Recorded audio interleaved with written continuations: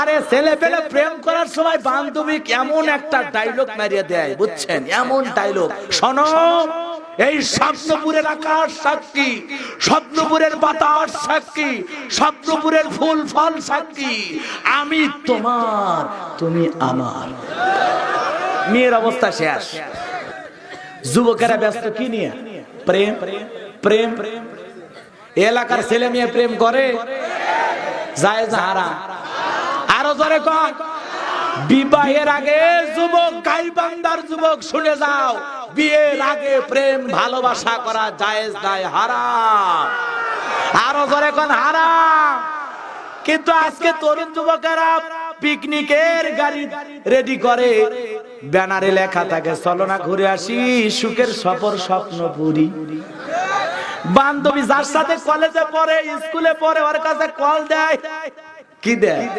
Call দিয়ে বলে শোনো আমার গ্রাম থেকে, আমার এলাকা থেকে একটা বাস ভাড়া করে পিকনিকে যাবে, তুমি কি বলো? কয় আমি তো তোমার হাত ধরে জাহান্নামে যাব, দাও না একটা সিট বুকিং। এই যে ছেলে মেয়ে চলে গেল, মা মনে করে মার কাছ থেকে আবার বিদায় নিচ্ছে, মা আমার আজকে ওই যে কলেজের কিছু বন্ধু বান্ধব যাবে তো তাদের সাথে একটু স্বপ্ন পড়ে গেলাম। মা বলতেছে যাও মা, দেখে শুনে যাও, কোনো সমস্যা নাই। তুমি কোন ছেলের সাথে যাচ্ছ? বলে আমার সাথে পড়াশোনা করে। মা কিন্তু খুব লাজুক ছেলে, ও আমার বন্ধু হয়। কি নাম? বলে রুবেল। তো শোনো, এই পিকনিকের থেকে ঘুরে আসলে রুবেলকে একটু বাসায় নিয়ে আসো, আমারও তো কলেজে পড়ার সময় অনেক বন্ধু বান্ধব ছিল, নিয়ে এসো, ওকে আমি ফ্রি করে দেব। কথা কন না কে? এখন ওই রুবেলক নিয়ে ঘুরে বেড়াচ্ছে। রুবেলক নিয়ে আসছে তখন দরজায়, তখন ওই মেয়ে পরিচয় করে দিচ্ছে, মা এই সে আমার সেই বন্ধু রুবেল। তখন বলতেছে এই শোনো, তুমি নাকি শরম করো, তুমি এত লাজুক কেন? এই যুগের ছেলেরা এরকম শরম করলে চলে? কলেজে তো আমারও বন্ধু বান্ধব ছিল, একটু ফ্রি হতে পারো না? আমি তোমার আন্টি, আসো তোমরা ভিতরে বসে গল্প করো, আমি তোমাদের জন্য চা কফি দিচ্ছি।